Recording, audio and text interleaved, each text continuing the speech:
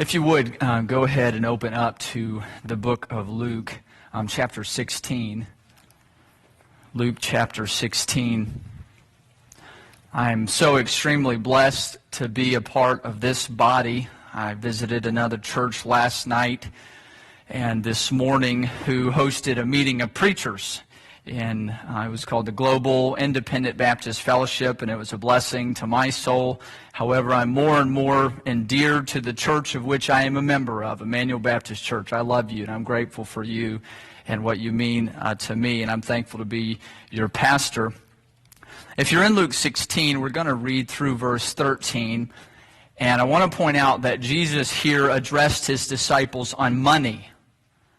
Money. You see the word mammon that's talking about. It's an old word for money. And I heard and read this past week that just about one out of every three parables Jesus spoke have to do with money. I didn't do the math on that myself. Someone said that, a good student of the word, and so I believed it. But if you also, another person said, if you live 80 years, you'll spend 50 of those 80 years thinking about money one way or another. It's such an intricate part of our lives. We use it every day. Who used money today? Who used a credit card today? Who used a swipe your phone weird, yeah. Who used a chip in your, I'm just kidding. I almost caught you there. But money is a necessary part of life on planet Earth. Money is a necessary part of life on planet Earth. Jesus gets it. He knows man. He knows man's economies. He knows man's patterns like the back of his hand. He really does. He knows it's a part of our lives. And here's the deal. As disciples of his, we want every area of our lives in line with his commands. Every area. And that's a big one. Money is. And if that is not the case, we are not his disciples. We are not his disciples. Jesus said in Matthew chapter 6, verse 21, where your treasure is, there will your heart be also. And we are interested in Jesus having our hearts. We've been hearing a lot about that lately. We're interested in his church having our hearts and his mission having our hearts. And if that's going to be the case, Jesus, his church, and his mission must be our priority investment with our money. All that to say, Luke 16, here's what you have. And I'm going to try to make quick work of this tonight. But again, I don't want us to rush through these things. We need to give time and attention to what Jesus calls us to do. And I want to be respectful of your time. I understand on that. But we need to take what we do seriously, because it's not like we're working for a Fortune 500 company here. We are serving the God of heaven with our resources. And you say, you're making this a big deal. We're a small country church here on 154. Yes, but he that is faithful, we'll read, and that which is least is faithful also in much. These things have eternal ramifications before the God of heaven. And personally, as a pastor, I'm going to stand before him and give an answer. And you will as a church as well. So Jesus, we're going to see, he told his disciples a story about an unjust manager, a steward. And then he instructed them in what to do when it comes to their money. Okay, look at verse 1. He said also unto his disciples, there was a certain rich man which had a steward. And this guy obviously was wealthy enough to have someone else manage his accounts, manage his lands, manage his crops, whatever. The steward would have likely lived on the land where he was to take care of things. But this steward was accused unto the rich man that he had wasted his goods. He had wasted what he had. And the rich man called him and said unto him, how is it that I hear this of thee? I mean, answer me this. Why am I hearing these accusations about you? Give an account of thy stewardship, of your management, for thou mayest be no longer steward. Then the steward said within himself, what shall I do? For my Lord taketh away from me the stewardship. Now, I don't know about you, but to me that seems an admission of guilt in his own heart. He knows, if I give an account for what has happened, I'm fired. I'm done. So what am I going to do? Now think about this. This steward is working for a wealthy individual. He has income, probably decent-sized income. He has a house. And he has a future. He has connections. his Lord's debtors we're going to start reading about. There was probably many of them. He was connected with people of all stripes, and in that time, the economy was so very connected when it came to the relationships and the agriculture, and it was an honor-based society and all these things. And this man had to think about his future. He knew he had wasted this rich man's goods, and he knew, I am in big trouble, and I'm not going to have anything to do.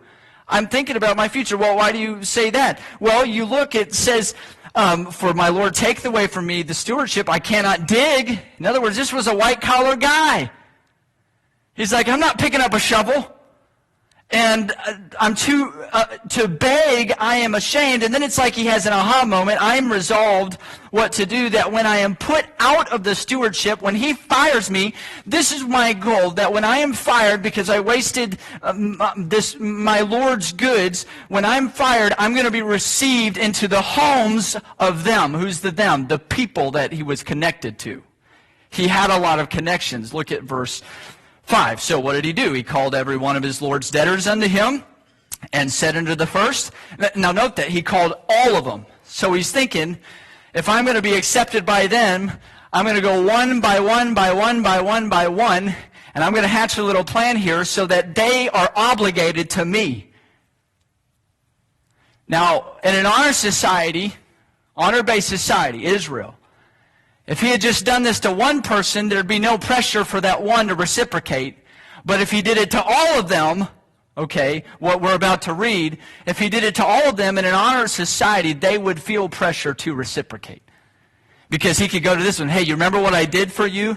And if you don't receive me into your home, I'm going to tell everybody else that you're a dishonorable man. So look what he did. Look what he did. Verse 5, he said unto the first, how much owest thou unto my Lord? And he said, 100 measures of oil. That's about 900 to 1,000 gallons of oil. I didn't just do the math in my head. I'm just reminding what I read this past week. Okay, that's about 3 years' wages. Think about what 3 years' wages of yours is, and that's what this man owed. That's about the produce of 150 olive trees. This guy owed a lot of money, and what does the steward say to him? You owe 100 measures of oil? Well, hey, real quick, isn't it interesting how scammers, it's, you got to do this right now, okay? Take thy bill and sit down quickly and write 50% discount. Boop. And it's not like the guy asked any questions. I mean, when you're getting a deal like this that you're not thinking you're going to pay off anytime soon, you probably weren't asked so many questions. So 50% off it, and he does it. And then he said to another, verse 7, how much do you owe? And 100 measures of wheat. Again, that's a huge debt. That would take 100, that's like 1,000 bushels. It'd take 100 acres to grow that much wheat. 7 to 10 years of hard labor. That was a huge debt. And he says, okay, 20% discount for you. Take thy bill and write 40. And so, what was he doing? He was securing his future. He had an appointment. He had goods that he was supposed to steward for this rich lord. He wasted them. And then he concocted this shrewd little plan by manipulating what belonged to his master to make himself get ahead in the future and have security and be received into their homes. This was unethical.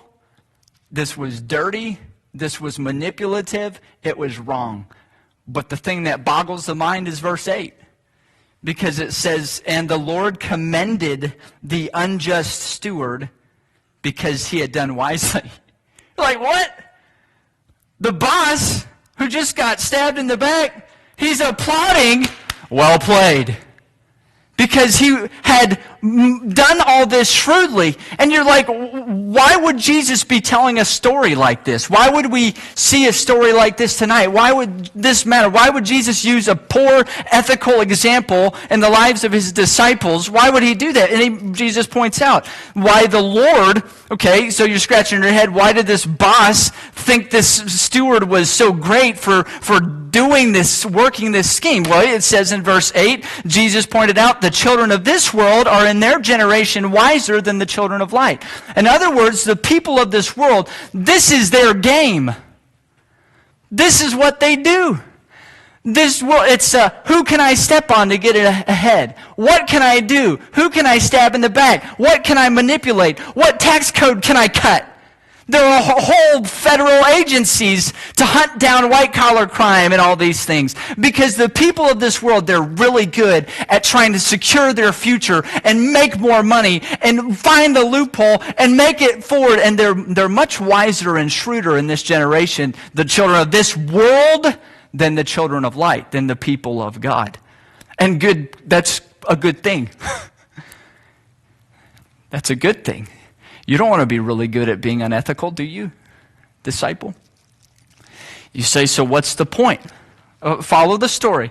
Here's a rich man, has a steward who was responsible for his goods, his wealth. The steward wastes it. The rich man says, you're about to not have a future. And he tries to secure his future by manipulating the whole situation. And the Lord's saying, wow, great. And then Jesus drives home his point. You need to make friends by using money. Why? That they may receive you into everlasting habitations. You say, what? Okay. What does it say there in verse 10? It says, he said, or 9, make to yourselves friends of the mammon of unrighteousness, that when ye fail, they may receive you into everlasting habitations. Now, can I ask you a question? As disciples, is not our responsibility to make disciples? Yes. In this world, we're responsible to make disciples. That's why we exist. That's why we exist. Does that require relationships? Does that require friendships? Yes. Second question. As people, do we use money? Every day. Every day. We use what is dirty in this world, okay? We use it in our lives on a daily basis. Jesus is interested in how we use that. Let me ask you this. Is there a termination date of your time and my time on this planet? In other words, if we're employed by Jesus as his disciples, is there an end to that? Yes. It could be soon. It could be later. There is an end. But while the world is trying to preserve this future for themselves, and they're trying to do all these things, and one day those who don't know Christ, all that they're living for is going to hit the wall of death, and nothing will be carried past that. As a disciple, let me ask you something. Is what you do in your life, even with your money, is it connected to what's over that wall? Yes. In other words, the decisions you make in every detail of your life have a ripple effect beyond the wall of death and on into eternity. And you and I as disciples are called to use even the mammon of unrighteousness, even money, to make friends who will welcome us on the other side. That's what we're called to do. In other words, Jesus, you know what the reason, you know why we do all that we do? You know why we support a pastor? To feed the flock. So that the people of God will be strengthened and encouraged so they can shine as lights, so they can make disciples. Why we have events and why we work hard with those events, that they'll be purposeful and intentional with your relationship with God and your relationship with one another as disciples. Why do we invest into the building and grounds and work to improve the building and grounds and take care of the building and grounds and take care of this property, but so that the people of this world can come here and they can get a sense that, wow, these people actually care about this thing. They're serious about this thing. These people care about me. I want to be their friend. I want to know Jesus. Why do we invest into our young people and send them off to camp and pour into their lives on a regular basis? As they grow as disciples, We are doing all of these things, and every dollar, and every brick, and every cent, and every chair, and every square inch of asphalt on this property, everything, we are commanded by Jesus to use every last bit of it to make friends for eternity. That's what it's all about. Because as you and I work together as friends, disciples, our life together has consequences that go into eternity. And what we do together in this world with what we have to see more people go with us to heaven, that has consequences for eternity. So how are we supposed to handle this? Verse 10, and I need to take a drink or my jaw's going to fall off or something.